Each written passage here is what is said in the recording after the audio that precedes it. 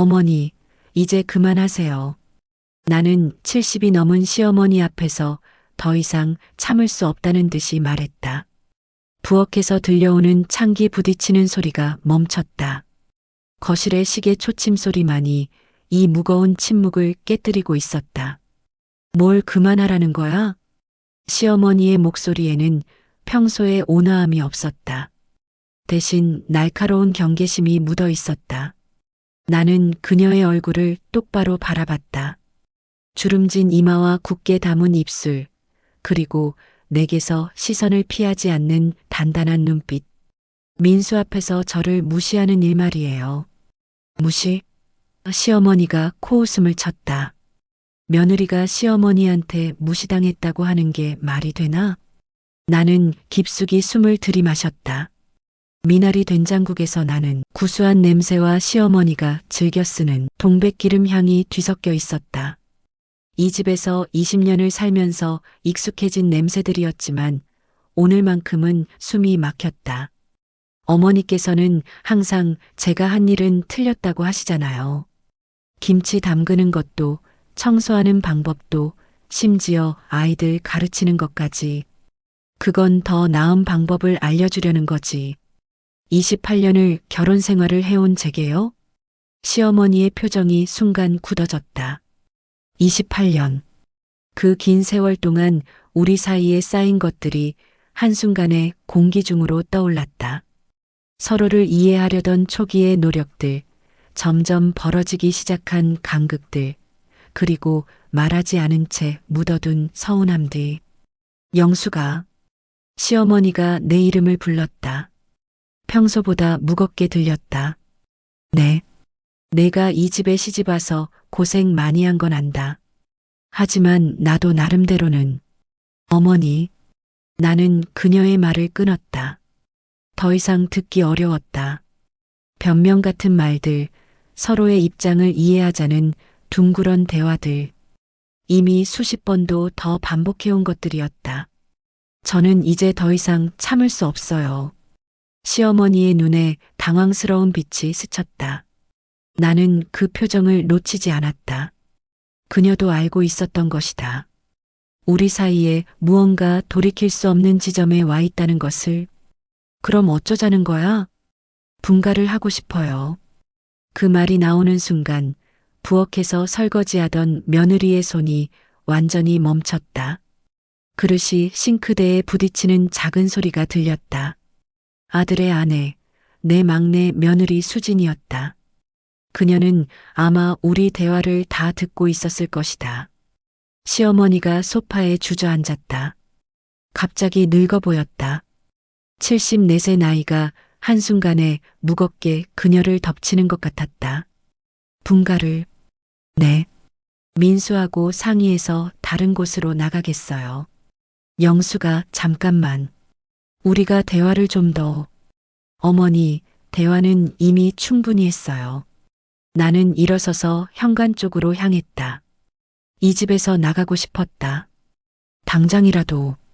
하지만 발걸음이 무거웠다.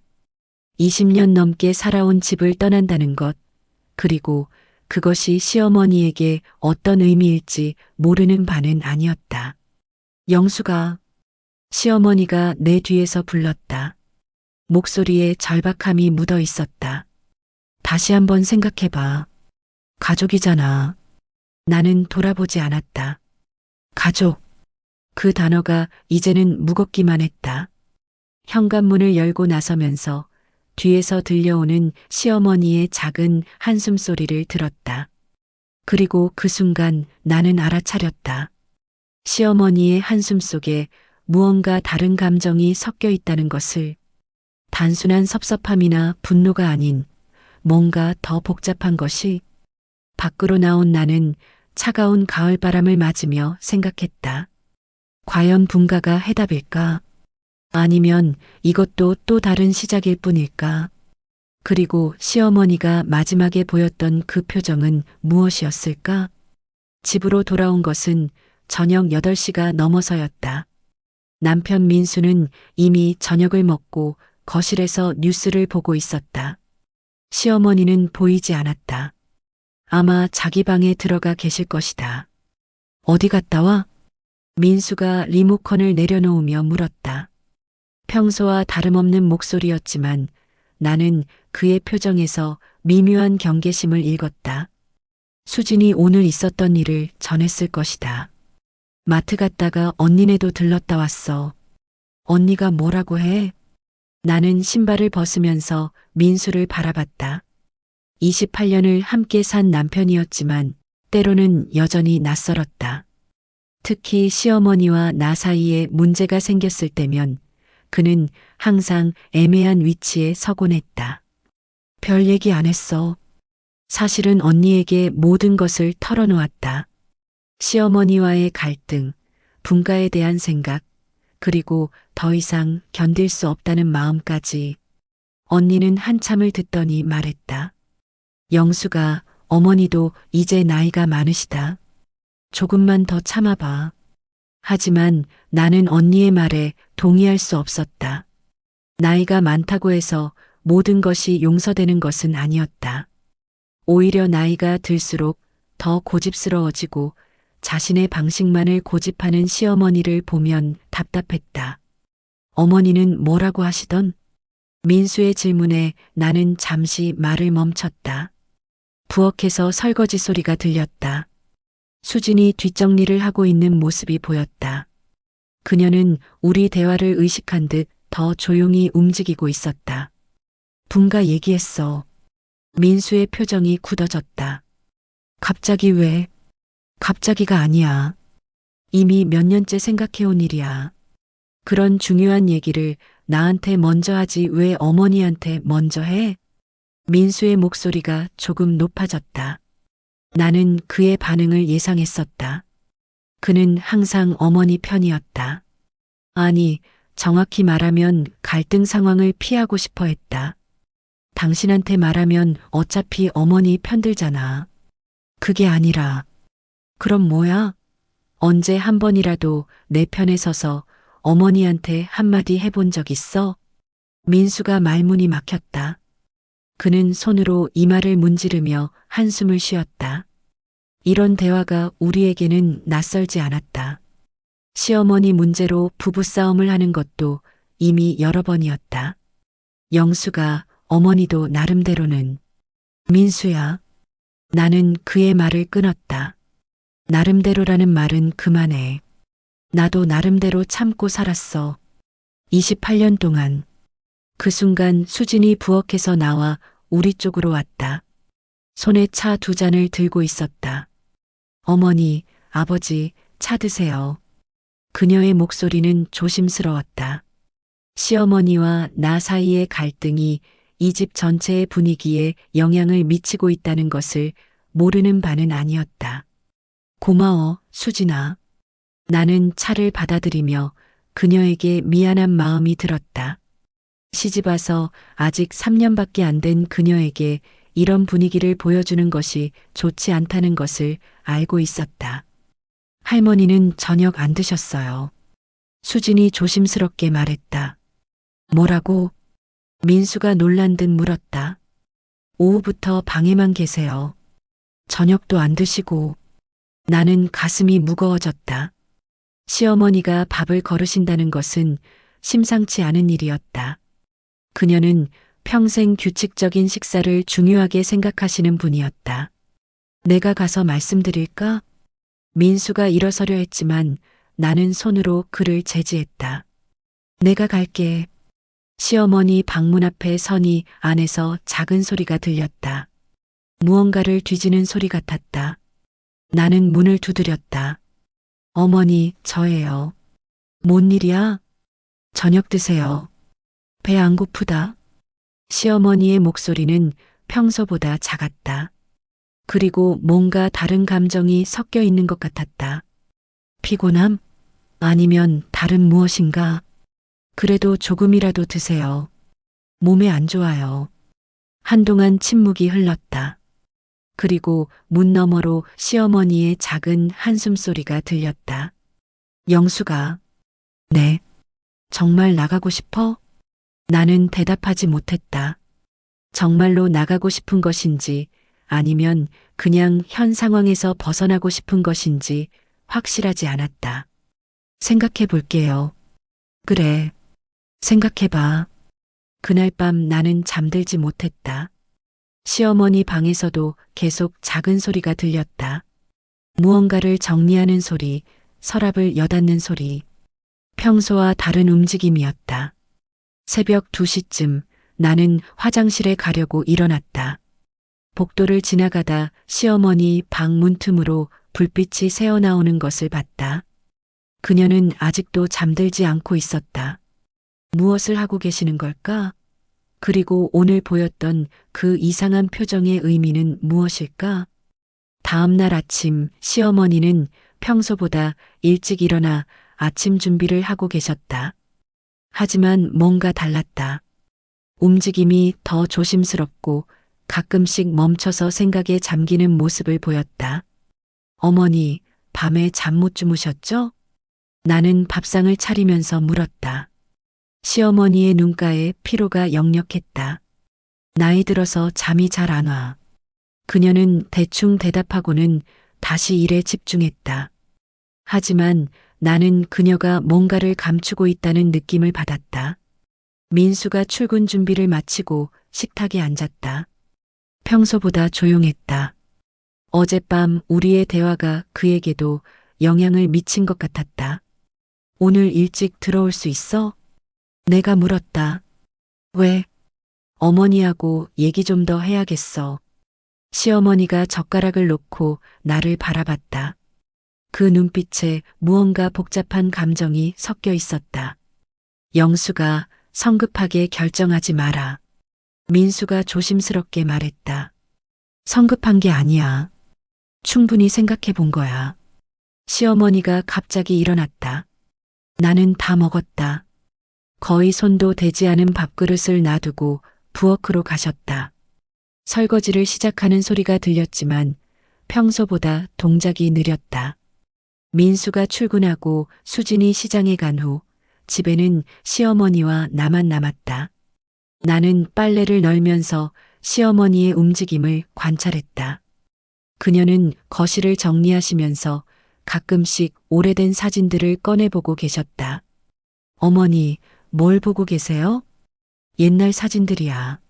나는 호기심이 생겨서 그녀 옆에 앉았다. 시어머니 손에는 민수가 어렸을 때 사진이 들려 있었다.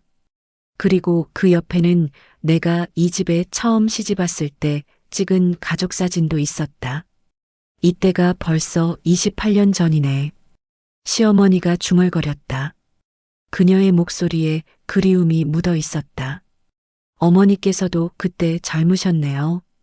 그땐 모든 게 달랐지. 나는 시어머니의 표정을 자세히 봤다. 뭔가 말하고 싶어 하는 것 같았다.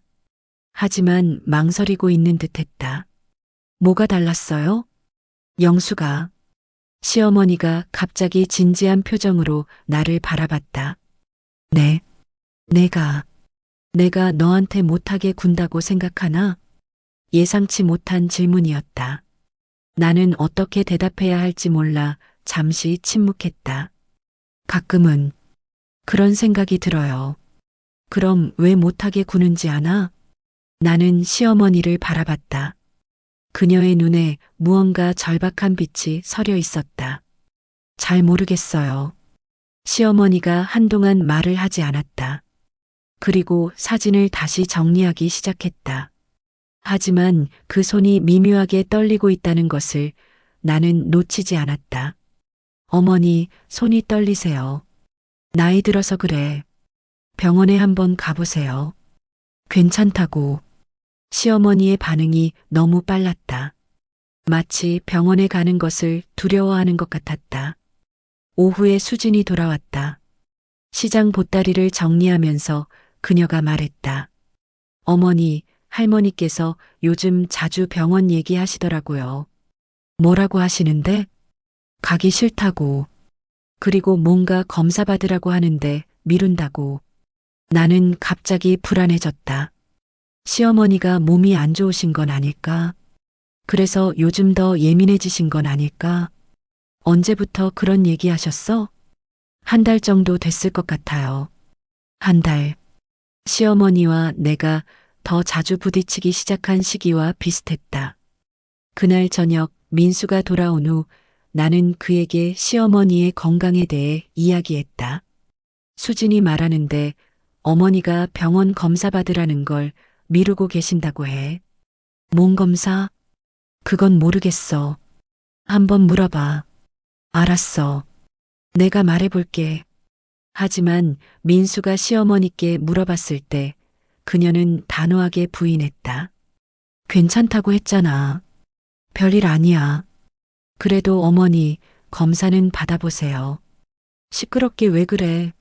내 몸은 내가 알아. 시어머니의 반응이 평소와 달리 격했다. 뭔가 숨기고 있는 것 같았다.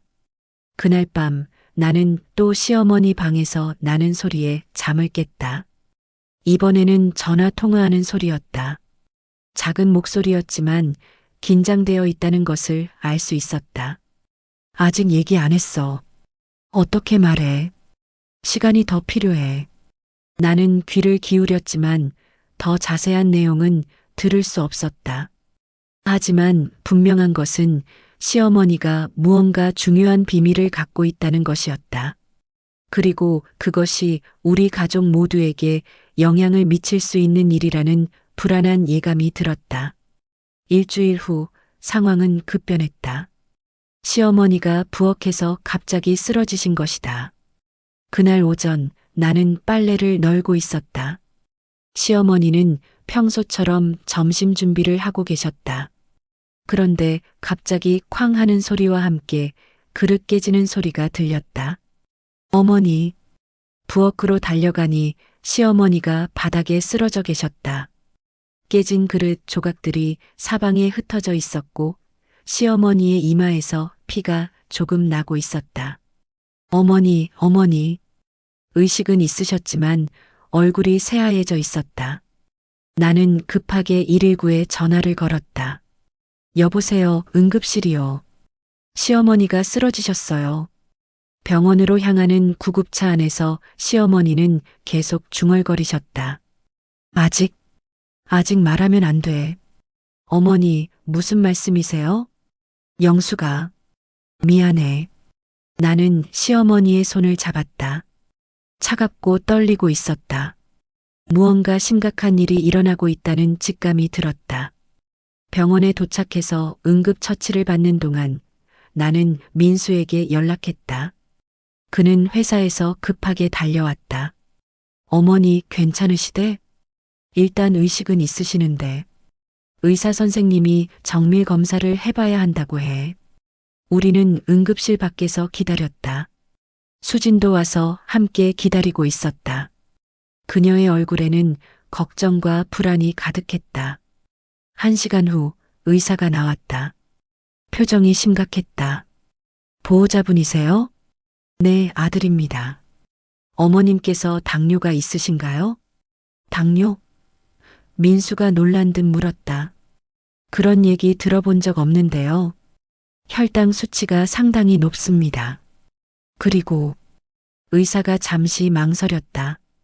다른 검사도 몇 가지 더 해봐야겠어요. 무슨 검사요? 일단 입원하셔서 정밀 검사를 받아보시는 게 좋겠습니다. 그때 응급실 안에서 시어머니가 우리를 부르는 소리가 들렸다.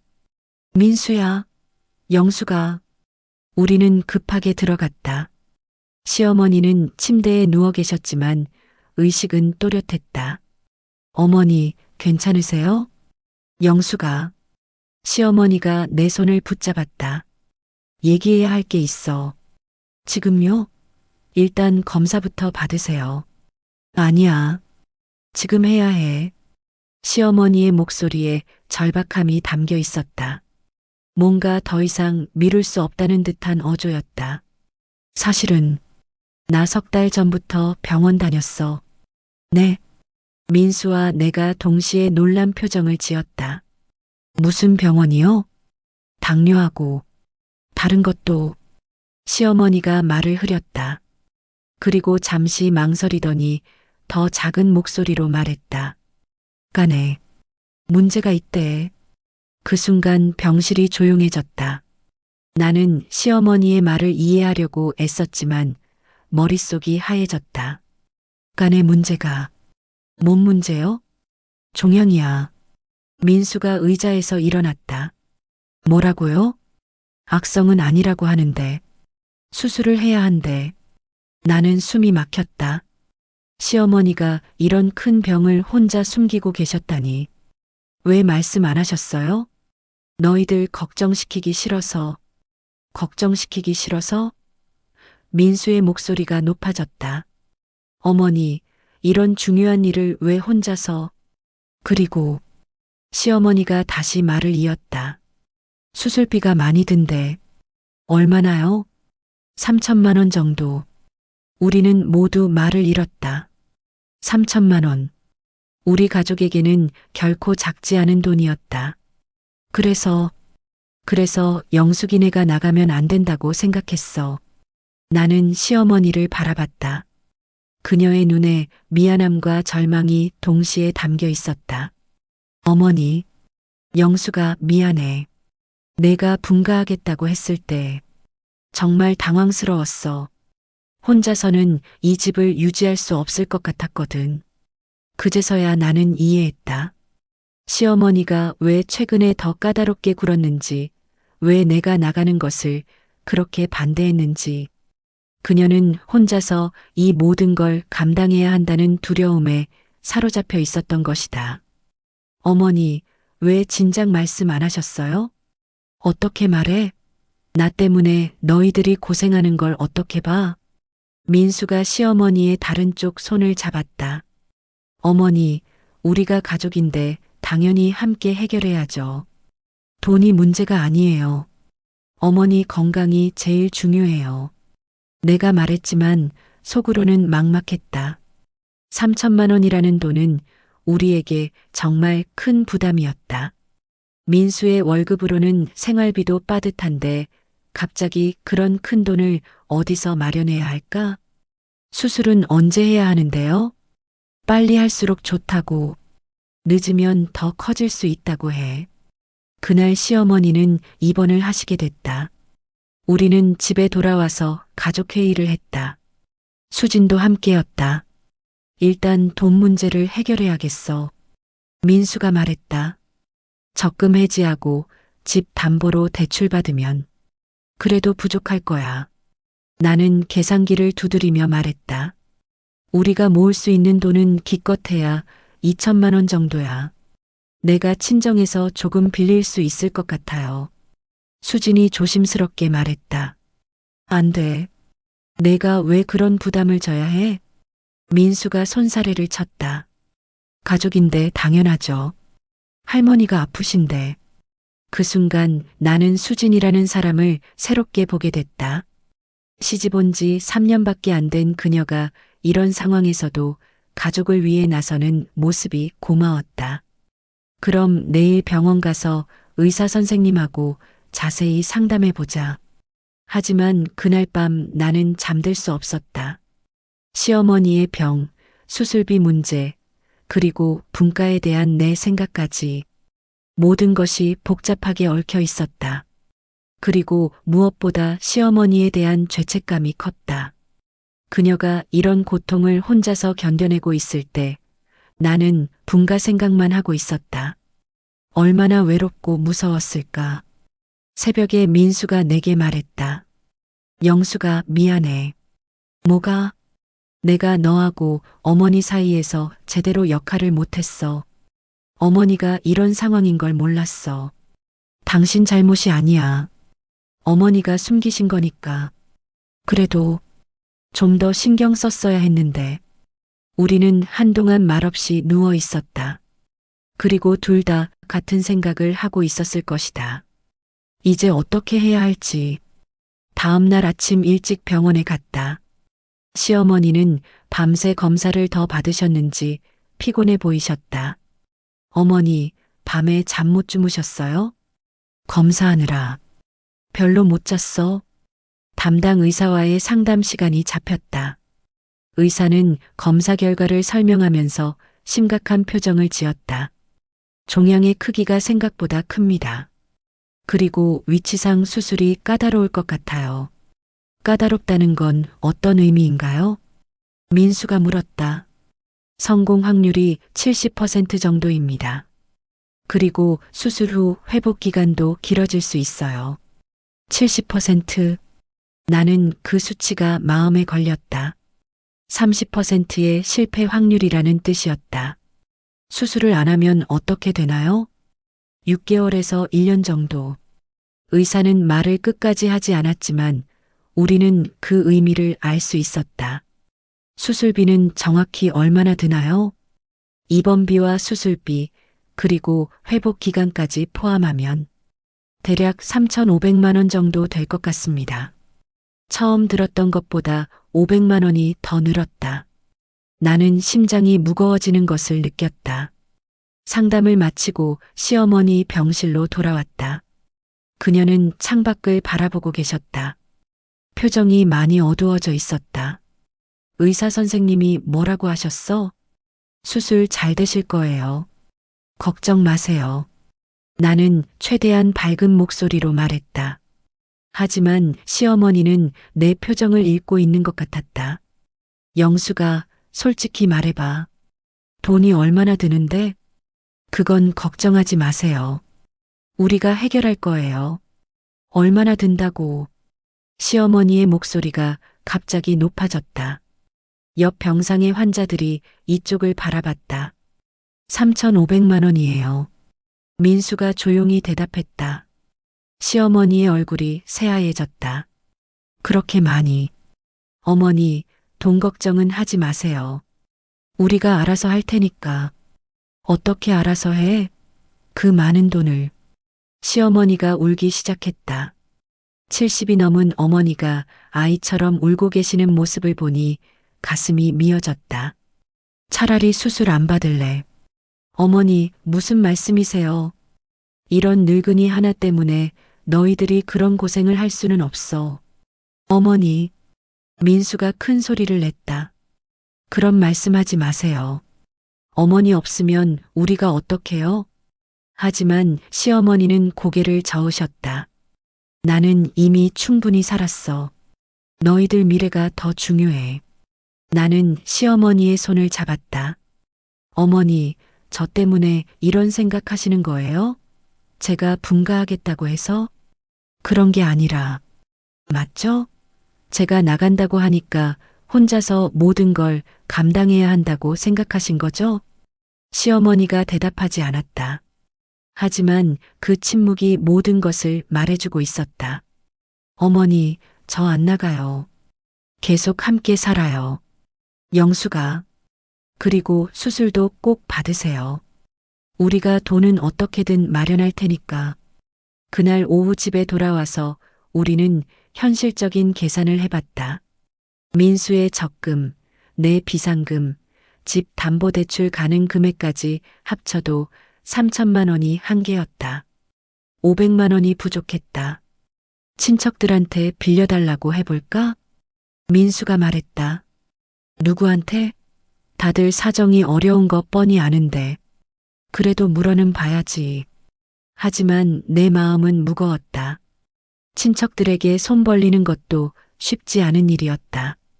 어머니, 혹시 제가 친정에서 조금 더 빌려올까요? 수진이 다시 제안했다. 수진아, 내가 왜 그런 부담을. 아니에요. 할머니인데 당연한 거예요. 그 순간 나는 수진에게 미안함을 느꼈다.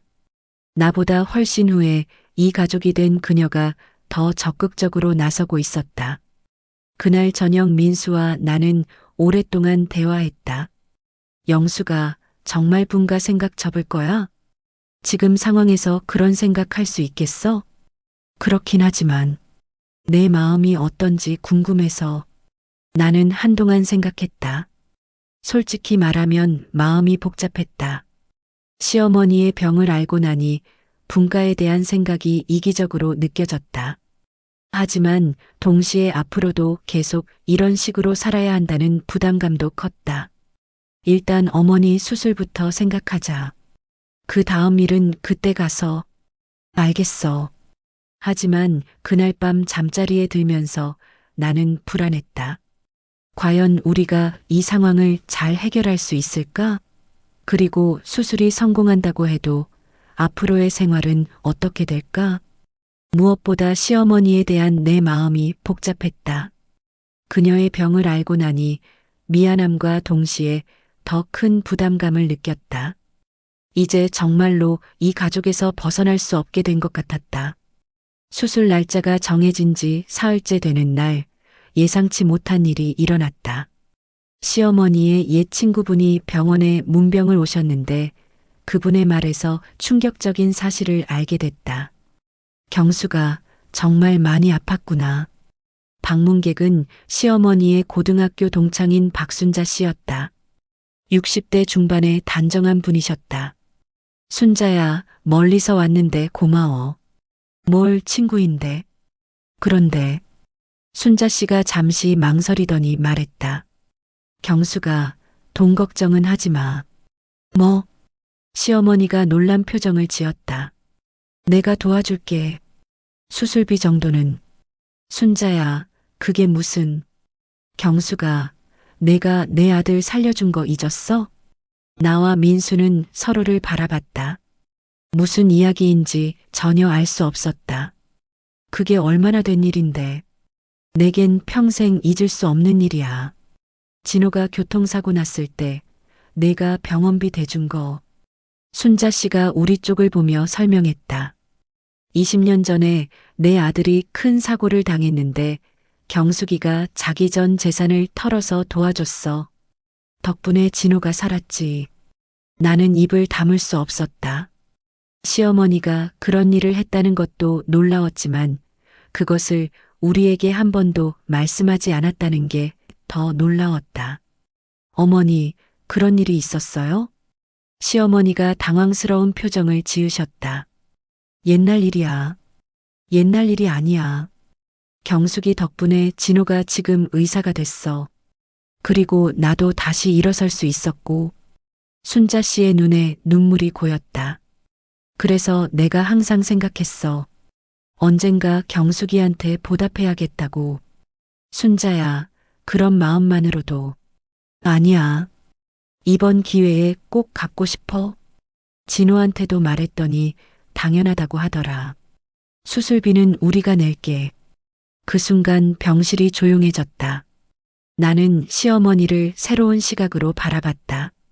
그녀가 그런 선행을 베풀었다는 것을 왜 우리에게 말씀하지 않았을까? 순자 씨가 간 후 나는 시어머니께 물었다. 어머니, 왜 그런 일을 저희한테 말씀 안 하셨어요?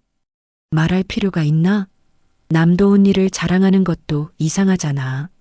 자랑이 아니라 저희가 어머니에 대해 잘못 생각했을 수도 있잖아요.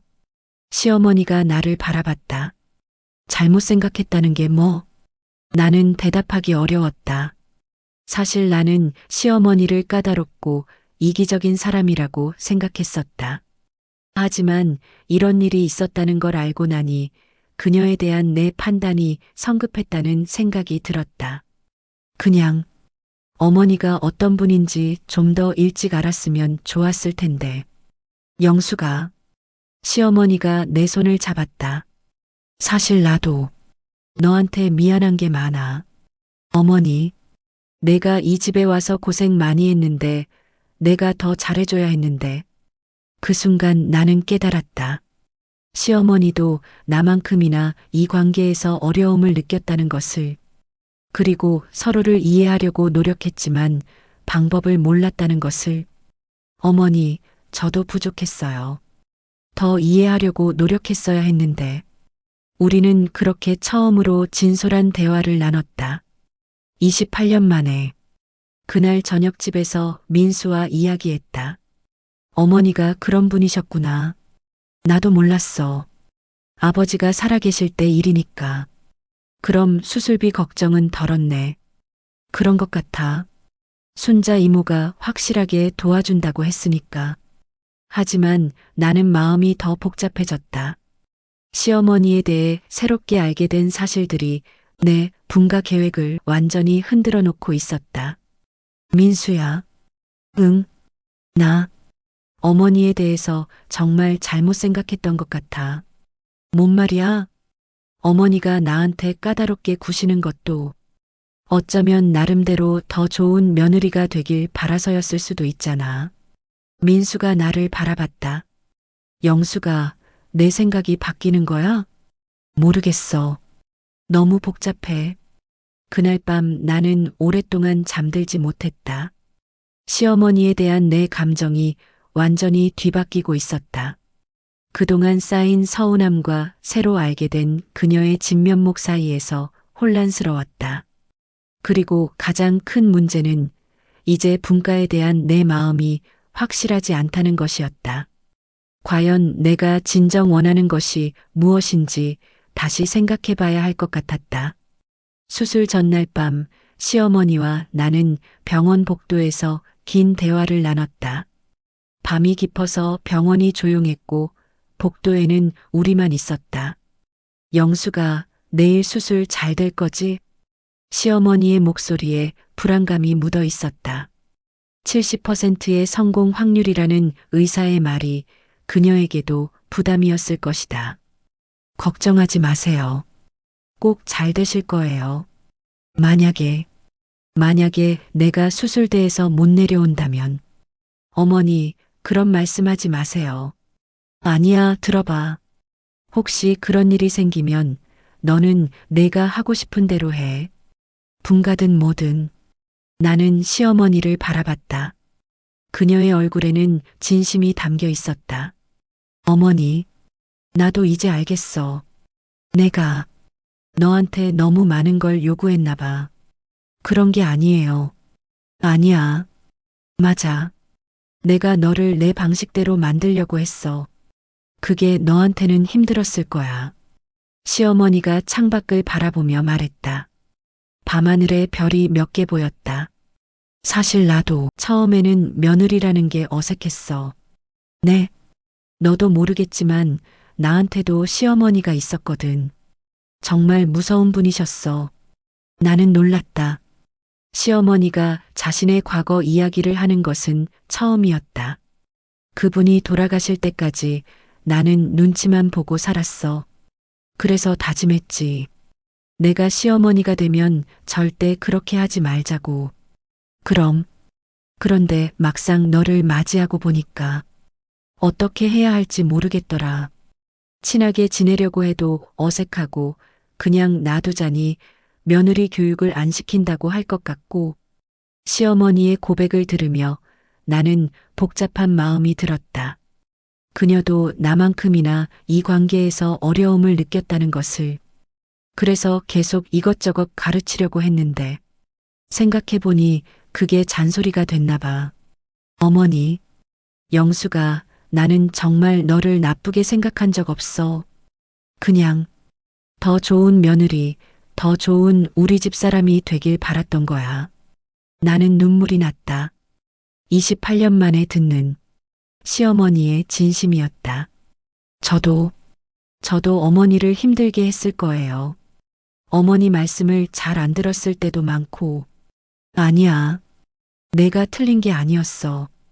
우리가 서로 다른 사람인 걸 인정하지 않았던 게 문제였어. 우리는 한동안 조용히 앉아 있었다. 28년 동안 쌓인 오해들이 조금씩 풀어지는 것 같았다. 어머니, 저 분가하고 싶다고 한 거 정말 미안해요. 미안할 게 뭐 있어. 당연한 생각이야. 나라도 그랬을걸.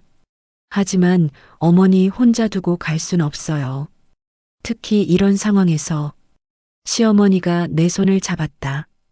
영수가 억지로 하는 건 아니지? 나는 시어머니를 바라봤다. 그리고 내 마음을 솔직히 말했다. 처음에는 억지였어요. 하지만 지금은 정말로 함께하고 싶어요. 정말? 네. 어머니가 어떤 분인지 알게 됐으니까. 그리고 저도 변해보고 싶어요. 더 좋은 며느리가 되고 싶어요. 시어머니의 눈에서 눈물이 흘렀다. 고마워, 영수가. 저도 고마워요, 어머니. 다음 날 아침 수술이 시작됐다. 우리는 수술실 앞에서 기다렸다. 민수, 수진, 그리고 나. 손자 이모도 와서 함께 기다려주셨다. 6시간이 지난 후 수술실 문이 열렸다. 의사가 나왔다. 수술 잘 됐습니다. 우리 모두 안도의 한숨을 쉬었다. 민수가 의사에게 달려가서 감사 인사를 했다. 완전히 제거됐고 다른 곳으로 전이도 없었습니다. 회복만 잘하시면 일상생활에 문제 없으실 거예요. 시어머니가 회복실로 옮겨졌다. 아직 마취에서 깨지 않으셨지만 얼굴색이 한결 편안해 보였다. 어머니 수고하셨어요. 내가 시어머니의 손을 잡고 작은 소리로 말했다. 앞으로 우리 잘 살아요. 그 순간 시어머니가 눈을 뜨셨다. 아직 정신이 또렷하지 않았지만 내 목소리를 들으신 것 같았다. 영수가, 네 어머니, 고마워. 나는 시어머니의 손을 꽉 잡았다. 이제 정말로 우리는 가족이 된 것 같았다. 혈연이 아닌 선택으로 맺어진 진짜 가족. 수술 후 한 달이 지났다. 시어머니는 빠르게 회복하고 계셨다. 의사도 놀랄 정도로 건강해지셨다. 아마도 마음의 짐을 덜으신 덕분일 것이다. 영수가, 이거 어떻게 하는 거야? 시어머니가 스마트폰을 들고 나에게 물어보셨다. 퇴원 후 스마트폰을 배우기 시작하신 것이다. 여기를 누르시고, 이렇게 하세요. 어휴, 어려워라. 너희들은 어떻게 이렇게 잘하니? 예전 같으면 요즘 세상에 스마트폰도 못 쓰시면 어떡해요 라고 말했을 텐데, 이제는 다르게 반응하게 됐다. 처음에는 어려우셔도 금방 익숙해지실 거예요. 그럴까? 네. 어머니가 얼마나 똑똑하신데요. 시어머니가 웃으셨다. 예전과는 다른 편안한 웃음이었다. 나도 예전과 달라졌다. 시어머니의 말씀을 들을 때 예민하게 반응하지 않게 됐고 오히려 그 안에 담긴 진심을 읽으려고 노력하게 됐다. 그러니까 갈등도 줄어들었다. 어머니, 오늘 검진 결과 어떠셨어요? 수진이 시장에서 돌아와 물었다. 오늘은 수술 후 첫 정기 검진 날이었다. 아주 좋다고 해. 의사가 깜짝 놀라더라. 다행이네요. 수진의 얼굴에도 안도의 표정이 떠올랐다. 이 한 달 동안 그녀도 많은 도움을 줬다. 시어머니 간병부터 집안일까지. 수진아, 너도 고생 많았어. 시어머니가 수진의 손을 잡으셨다. 무슨 말씀이세요? 당연한 거예요. 당연한 게 아니야. 고마워. 이런 따뜻한 모습들을 보면서 나는 깨달았다. 가족이라는 것이 단순히 혈연으로만 이어지는 것이 아니라는 것을, 서로를 이해하고 배려하려는 마음으로 만들어지는 것이라는 것을. 저녁 식사 시간 민수가 말했다. 어머니, 이제 몸도 많이 좋아지셨으니까 취미 생활 같은 거 하시는 게 어때요? 취미? 네. 뭔가 좋아하시는 일 있으시잖아요. 시어머니가 잠시 생각하시더니 말씀하셨다. 젊었을 때 꽃꽂이 배운 적이 있는데. 그럼 다시 시작해보세요. 문화센터에 강좌도 많던데. 이 나이에 그런 걸. 나이가 무슨 상관이에요? 내가 말했다. 어머니께서 하고 싶으신 일이면 뭐든 해보세요. 시어머니가 나를 바라보시며 웃으셨다. 그럼 한번 알아볼까? 며칠 후 시어머니는 정말로 꽃꽂이 수업에 등록하셨다. 그리고 첫 수업을 마치고 오셔서는 정말 즐거워하셨다. 영수가 오늘 만든 거야. 시어머니가 작은 꽃꽂이 작품을 보여주셨다. 서투르지만 정성이 느껴지는 작품이었다. 와, 정말 예쁘네요. 그렇지? 선생님이 칭찬해 주셨어. 시어머니의 얼굴이 환하게 빛나고 있었다. 오랫동안 보지 못했던 표정이었다. 어머니가 이렇게 재능이 있으신 줄 몰랐어요. 나도 몰랐어. 이런 걸 좋아하는지. 그날 밤 민수와 이야기했다. 어머니가 정말 많이 달라지신 것 같아. 응. 표정도 밝아지시고 우리도 달라진 것 같고. 민수가 고개를 끄덕였다. 이번 일로 많은 걸 배웠어. 가족이 뭔지도 그렇고. 그래. 영수가 그런데 너는 정말 분가 생각 완전히 접은 거야? 나는 잠시 생각해봤다. 정말로 분가에 대한 생각이 없어졌는지. 완전히는 아니야. 언젠가는 독립하고 싶은 마음도 여전히 있어. 그럼, 하지만 지금은 아니야. 어머니가 완전히 회복하실 때까지는. 그리고 우리가 정말 좋은 관계를 만들어갈 수 있을 때까지는. 좋은 관계? 응. 떨어져 살아도 서로 그리워하고 자주 만나고 싶어 하는 그런 관계. 민수가 웃었다. 그게 진짜 가족이겠네. 그래. 억지로 함께 사는 게 아니라 함께 하고 싶어서 함께 사는 거. 몇 개월이 더 지났다. 시어머니의 꽃꽂이 실력은 나날이 늘어갔고 우리 집 곳곳에 시어머니가 만든 꽃꽂이가 놓이게 됐다. 집안 분위기가 한결 밝아졌다. 어느 날 저녁 시어머니가 나에게 말씀하셨다. 영수가 너 정말 많이 변했다. 어머니도요. 나는 나이가 들어서 바뀌기 어려울 줄 알았는데 사람은 언제든 바뀔 수 있구나. 그런 것 같아요. 그런데 영수가 네. 언젠가 내가 나가고 싶어 하면 그때는 보내줄게. 기분 나쁘게 생각하지 않고. 나는 시어머니를 바라봤다. 그 눈에는 진심이 담겨 있었다. 어머니, 우리가 이제는 진짜 가족이 됐으니까. 떨어져 있어도 가족은 가족이잖아. 그 말을 들으며 나는 깨달았다. 이제 정말로 우리는 가족이 됐다는 것을. 서로를 묶어두려 하지 않고 서로의 선택을 존중할 수 있는 그런 가족. 고마워요, 어머니. 나야말로 고마워. 내 곁에 있어줘서. 그날 밤 나는 창밖을 바라보며 생각했다. 분가에 대한 내 마음이 어떻게 변했는지. 처음에는 벗어나고 싶다는 마음이 컸다면 이제는 함께하고 싶다는 마음이 더 크다. 하지만 언젠가는 독립할 수도 있다. 그리고 그때가 되면 시어머니도 나를 기꺼이 보내주실 것이다. 그것이 진짜 가족의 모습인 것 같았다. 서로를 억지로 붙잡아두는 것이 아니라 자유롭게 선택할 수 있게 해주면서도 깊은 유대감을 유지하는 것. 수진이 임신 소식을 알려온 것은 그로부터 2달 후였다. 시어머니는 그 소식을 듣고 정말 기뻐하셨다. 드디어 할머니가 되는구나. 네, 할머니. 건강한 아기 낳을게요. 그래, 우리 수진이가 워낙 건강하니까 걱정 없어. 그 모습을 보면서 나는 생각했다. 이 아이가 태어나면 우리 집이 더 활기차질 것이다. 그리고 시어머니에게도 새로운 생의 의미가 생길 것이다. 하지만 동시에 나는 알고 있었다. 아이가 태어나면 또 새로운 갈등들이 생길 수도 있다는 것을. 육아 방식의 차이, 세대 간의 생각 차이 등등. 그래도 괜찮다.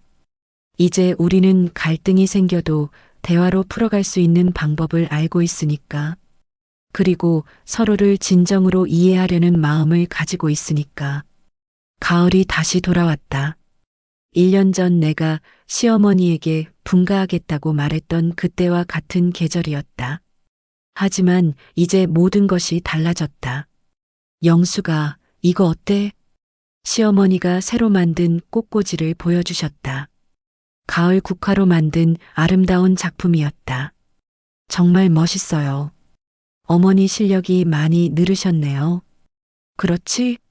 다음 달에 전시회도 한다니까 출품해볼까 생각 중이야. 꼭 내세요. 상 받으실 거예요. 시어머니가 웃으시며 말씀하셨다. 영숙이가 격려해주니까 용기가 나네. 나는 시어머니와 함께 꽃꽂이를 정리하면서 생각했다. 가족이라는 것의 의미에 대해서, 그리고 우리가 걸어온 길에 대해서. 완벽한 가족은 없다. 하지만 서로를 이해하려고 노력하고 서로의 다름을 인정하며 진심으로 사랑하려고 애쓰는 가족은 있다. 우리가 바로 그런 가족이 되어가고 있는 것 같았다. 그러나 여전히 마음 한구석에는 의문이 남아 있었다. 과연 이 평화로운 일상이 계속 유지될 수 있을까? 새로운 갈등의 씨앗이 어디선가 자라고 있지는 않을까? 아직 완전히 해결되지 않은 것들이 있다는 것을, 그리고 가족이라는 것이 끊임없는 노력을 필요로 하는 관계라는 것을 나는 알고 있었다.